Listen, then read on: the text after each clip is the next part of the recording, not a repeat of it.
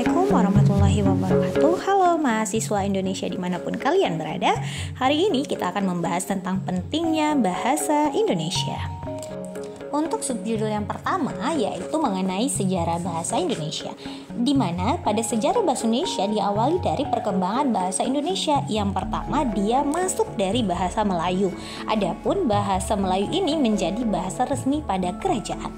Kemudian pada perkembangan selanjutnya masuk kepada era Sumpah Pemuda. Adapun Sumpah Pemuda berikrar pada tanggal 28 Oktober.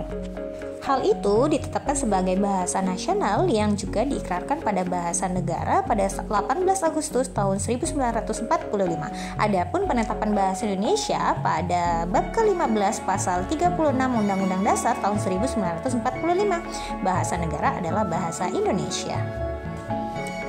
Untuk selanjutnya, bagaimanakah fungsi bahasa Indonesia? Kemudian, kenapa sih bahasa sebagai alat komunikasi? Mari kita diskusikan bersama.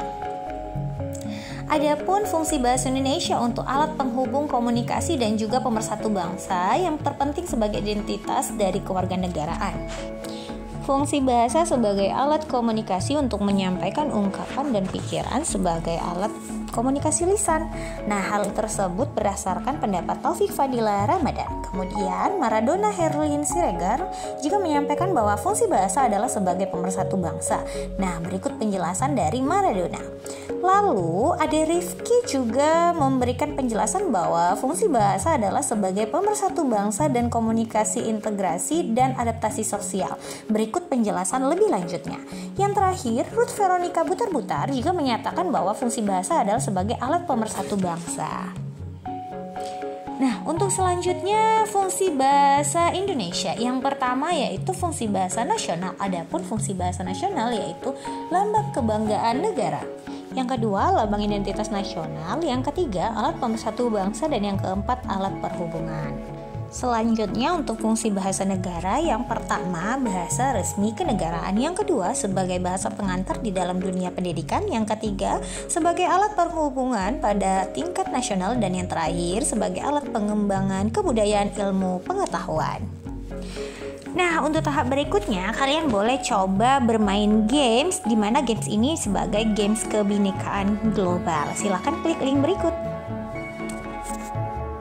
Selanjutnya mengenai komunikasi lisan. Adapun komunikasi yang efektif menjadi salah satu kunci keberhasilan dalam menjalin hubungan, tidak hanya saat bersama pasangan namun juga dengan rekan kerja ataupun keluarga. Komunikasi menjadi salah satu cara ketika kita berusaha untuk memberikan respon kepada lawan bicara.